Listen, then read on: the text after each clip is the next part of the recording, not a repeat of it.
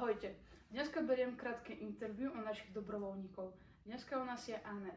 Povedz niečo o sebe. Tak ahojte, ako ma Nastia predstavila, som Anet. Som tu ako dobrovoľnička v Horidoli a som tu vlastne už skoro cez pol roka určite. Skvelé.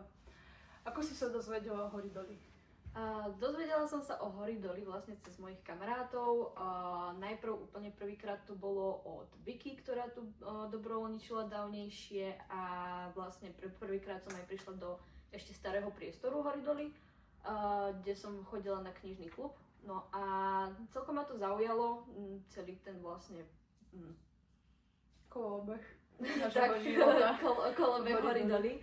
A rozhodla som sa teda, keď som dostala príležitosť na DOFE, že by som mohla sa tu vlastne zapojiť aj ako oficiálna dobrovoľnička. A tak som sa tu vlastne dostala potom cez Timeu. Išla som teda na pohovor, ako to tu chodí. A hej, dostala som sa tu asi. No. OK. Aké podujatia v Horidoli predstavuješ? Aké ti chýbajú? Tak momentálne teda hlavne pomáham na rôznych workshopoch, veľmi ma to aj baví, takže plánujem pri tom aj ostať. No a taktiež raz za čas sa ukážem na nejakom tom koncerte, prípadne nejakej poézii, dajme tomu. Čiže viac menej, kde ma potrebujú a kedy sa mi dá. A čo ťa baví z toho najviac? Asi tie workshopy, keďže sama som taký kreatívny človek a teda rada aj ľuďom ukazujem, ako môžu vytvoriť rôzne veci, kľudne aj doma, alebo takto vlastne to v okolí ostatných ľudí. Super. A čo si sa naučila v Horidoli?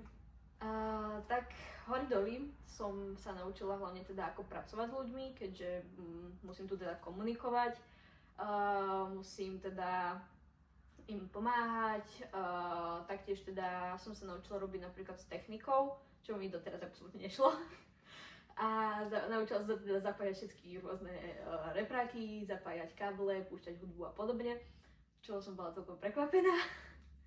No a celkovo aj taká možno trošku organizácia, spolupráca a podobne. No a čo som sa nenaučila, tak ešte som sa stále úplne nenaučila, lebo som nezvykla týkať úplne všetkým ľuďom. Takže áno, ešte sa učím. Tak aspoň mňa týka. Tak. A aké aktivity vieš predstaviť v našom priestore? Viem si predstaviť teda aktivity rôzne pre rôzne vekové kategórie. Myslím, že to je skvelý nápad, teda to takto rozširovať pre rôzne vekové kategórie, aby sme teda sa nesústredili napríklad len na mladých. Takže určite rôzne workshopy, kde teda často chodia aj rodiny s deťmi malými, alebo kľudne aj starší ľudia. To by som určite v Horidoli nechala aj do budúcna. Vedela by som si možno trošku viac predstaviť nejakých slamov, keďže vlastne slam poetry je celkom populárna vec a veľmi veľa ľudí aj na nich chodí. Myslím si, že tiež to celkom pekne spája komunitu. No a samozrejme koncerty sú tiež fajn a takéto vlastne akcie aj pre mladších. No a možno nájsť nejakú akciu aj pre staršiu generáciu ľudí, vlastne, kde by sa mohli nejako stretnúť dôchodci a podobne. Spravíme si brainstorming. Takže a posledná otázka, že prečo je skvelé byť dobrovoľníkom Horidoli?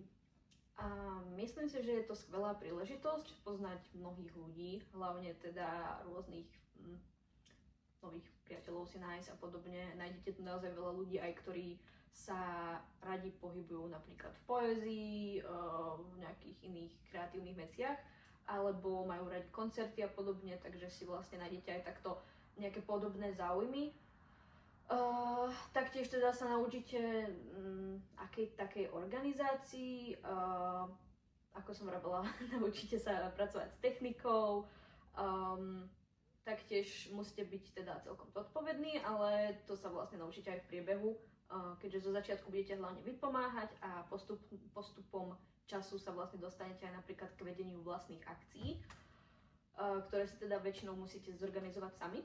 Ďakujem ti, Ane, že si stále súčasťou Horidoli, podporuješ dobrovoľníctvo a venuješ svoj voľný čas mimo školy a domácnosti. kultúrno-komunitnému priestoru, organizuješ rôzne akcie a prídeš sem aj s kamarátmi sa zabaviť, takže tu nie len si ako dobrovoľníčka, ako aj návštevník nášho priestoru, takže sa teším aj na ďalšiu spoluprácu. A ja ďakujem teda, že môžem byť súčasťou tímu a zatiaľ ma to tu naozaj veľmi baví. Neplánujem odísť v blízkej dobe, takže určite to vidím ako príležitosť sa ešte viac dokonaliť. Super, ďakujem.